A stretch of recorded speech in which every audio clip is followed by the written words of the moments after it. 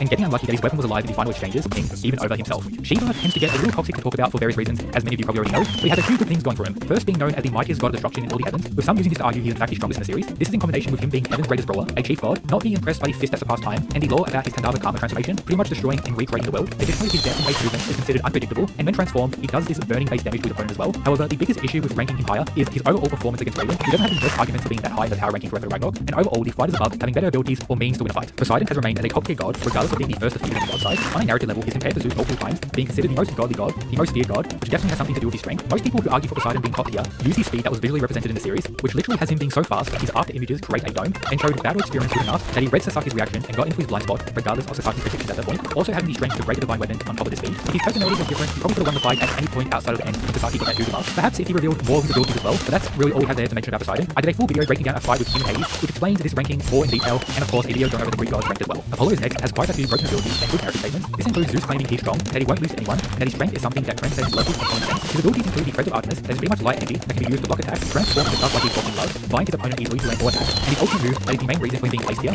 the summoning of his moonlight bow that has light speed arrows that can easily pierce through the Unitas and the ringer itself, that has Zeus claim as a technique only he can stop in the divine realm, with the ability to also use himself as the arrow and land an attack strong enough to break through history's strongest shield and be the fastest hit in the divine realm according to Hermes. That is a lot of things, not even mentioning how Apollo is just goated himself, being a god who trains continuously to get stronger, pushing himself to become a god of many things, which includes boxing, as represented with his monster-like footwork and crazy OP hand-to-hand combat. If you don't think Apollo is top tier for all this, we definitely have some issues to sort out. Thor still has an unknown factor, but what we do know is he's definitely top tier without a doubt. He's known as Nordric's strongest god, and that statement is cultural arguments that we learn more and see what Odin and Loki are truly capable of, with Odin of course having an insane narrative with him. His hammer is considered the strongest of the divine, capable of shattering earth, and the weapon itself isn't what's truly strong. Thor himself is that guy. He also may have a little showing of actually using the element of electricity here, something I wish we got more in Ragnarok. He has some sweet tones in the fight, and also he teleported into the arena in the anime version, which I guess is pretty cool. I'm sure we'll learn more about the true set of abilities in the future of the story, which will probably provide more reasons for him at least being placed here. Buddha is a god some rate as number 1 the strongest, and others on the much lower end, always leading to many fights, with there being some kind of valid argument for each side. His rank 3 placement in this video is due to his pure righteousness and 8 consciousness ability, known as Supervision, which actually isn't just looking into the future. He sees fluctuations of the soul in a way where he always sees what someone is going to do next, as the soul moves toward his physical body. The scale of this is explained at the moment, which could be in the range of 1 to 5 seconds. This in combination with a variety of weapons that can transform on their own based on his emotional needs and moments, of course very useful, but the peak of Buddha's power for me is when it's used as 0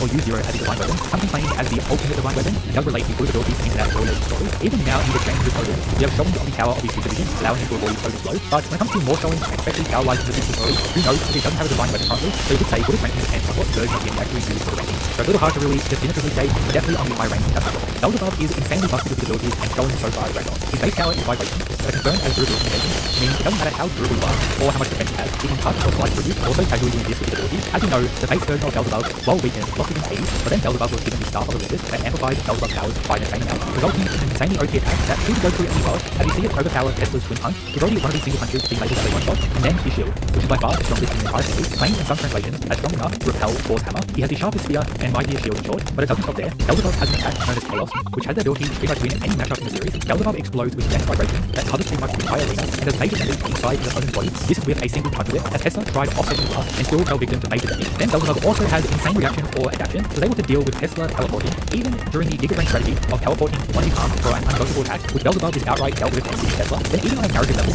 was able to flash with Odin, and most likely will continue to do so in the future of the story. And then his whole flashback was mainly dedicated to revealing that Beelzebub is actually Satan himself, with us not seeing this side of him during his life, having the possibility of being expanded on in the future of the story. Now, Zeus remains as the number 1 strongest god in the series, which is very fitting for the Supreme God, having insanely fast casual attacks, the immensely broken fist at past time, that may be more than regular time shots, but he also has the ability to stand when transformed into the demo state, which may also include attacks included as one-shots and undodgeable, once again depending on translation. It's claimed that while fresh, he can stay in this broken form up to 13 minutes, he even has lore that survives the game. Zeus may be the second fighter in the series, but is still considered the strongest by many people, I agree, and that is the way. We were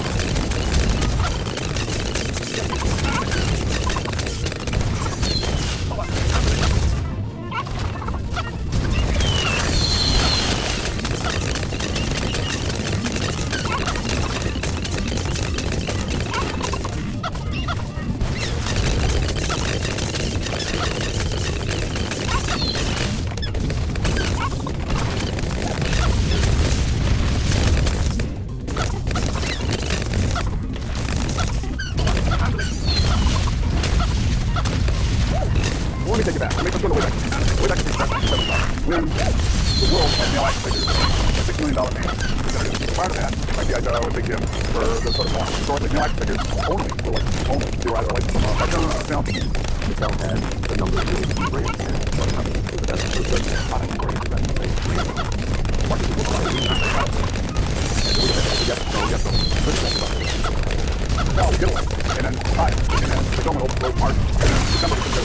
I've got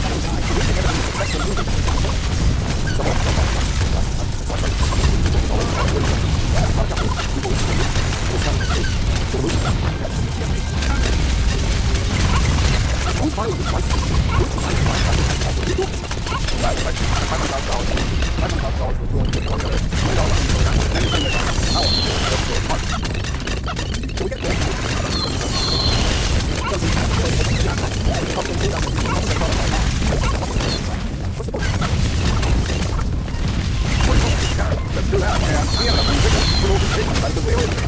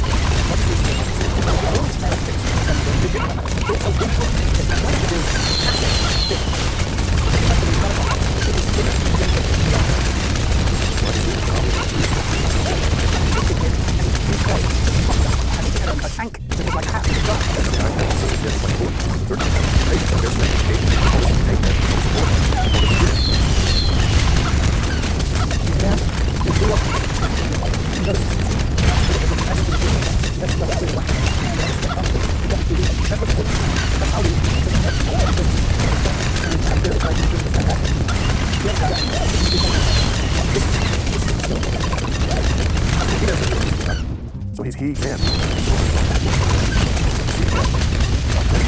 And arms.